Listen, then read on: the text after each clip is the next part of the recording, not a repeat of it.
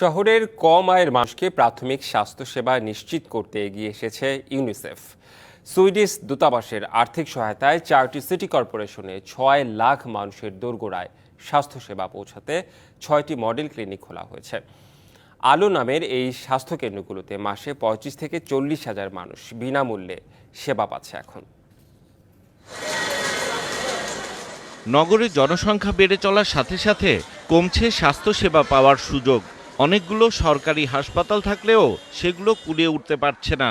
আর জনসচেতনতা ও অবহেলার কারণে কম আয়ের মানুষ অনেক সময় সে সেবা নিতেও পারে না। তাদের বিনামূল্যে প্রাথমিক স্বাস্থ্যসেবা দিচ্ছে আলো ক্লিনিক।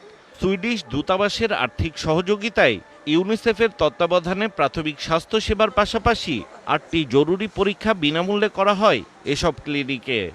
আমি গর্ভাবস্থার জন্য এখানে আসছি। এদের ব্যবহার আচার দিক দিয়ে সব দিক দিয়ে ভালো লাগছে। ভিজিট দিয়ে ডাক্তার দেখাতে হতো, এখন এখানে এসে কোনো ভিজিট লাগে না, কিচ্ছু লাগে না। এই সেবা নিতে রোগীকে নিবন্ধন করতে হয়, তারপর তার সব তথ্য অনলাইনে সংরক্ষণ করা হয়। চিকিৎসা নেওয়ার পর সেবা নিয়ে মতামত জানাতে পারেন তারা। রাজধানীর কড়াইল, মিরপুর, শ্যামপুর, ধলপুর, টঙ্গীর এরশাদনগর এবং নারায়ণগঞ্জের টানবাজারে চালু করা হয়েছে আলো ক্লিনিক। এসব ক্লিনিকে মাসে 35 থেকে 40 হাজার মানুষ সেবা নিচ্ছেন।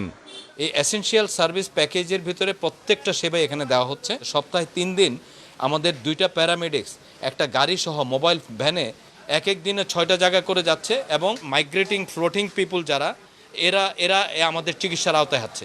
ইউনিসেফের এই উদ্যোগকে স্বাগত জানিয়েছে স্বাস্থ্য অধিদপ্তর।